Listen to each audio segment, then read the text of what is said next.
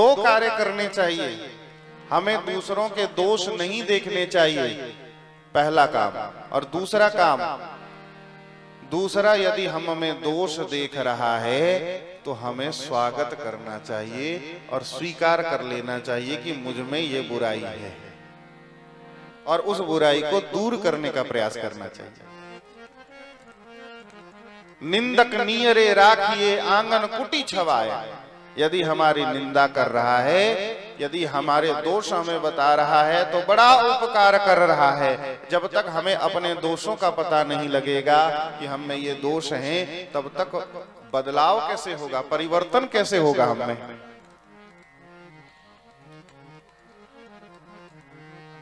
इसलिए, और यदि हमारी निंदा कर रहा है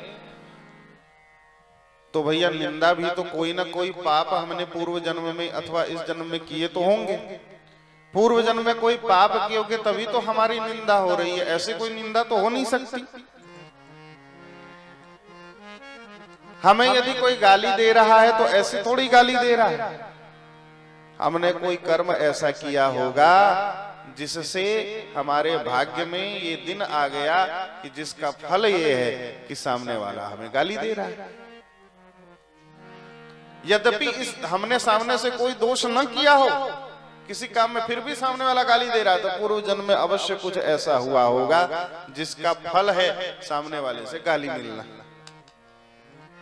तो गाली दे रहा है, निंदा कर रहा है, तो भैया हमारे पाप को ही नष्ट कर रहा है। हो सकता है हमारे पाप को अपने सिर पर ले रहा है। हाँ, क्योंकि हमारे लिए यदि हम सह रहे हैं तो हम तो पाप मुक्त हो रहे हैं, पर सामने गालीबाज तो वो पाप मुक्त तो हो नहीं रहा है, वो तो पाप युक्त हो रहा है, पाप अपने सिर पर ले रहा है।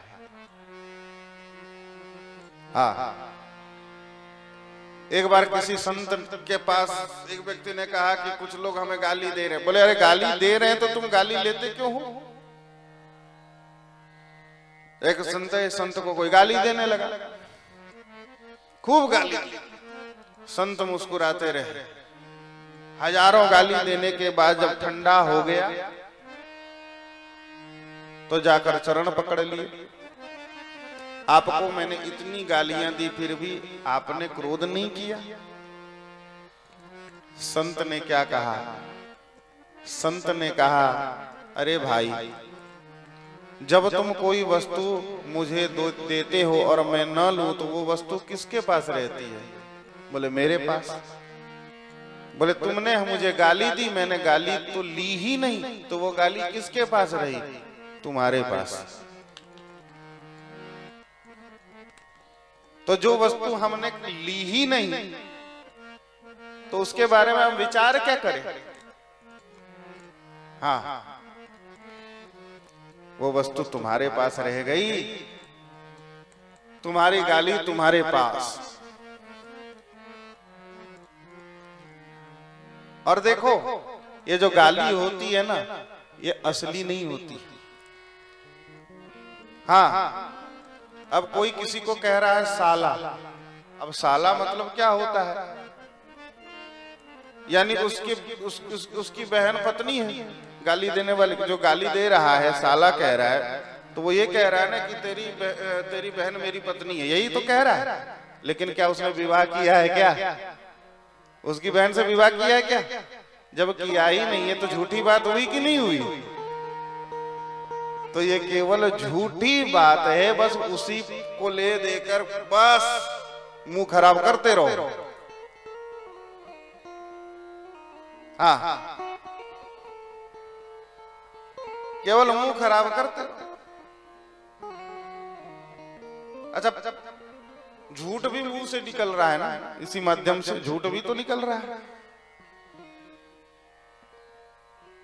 महाराज। इसीलिए इस प्रकार के वचन नहीं बोलने चाहिए, कभी भी अपशब्दों का प्रयोग नहीं करना चाहिए। मुख से सदा अच्छे वचन बोलने चाहिए। हाँ।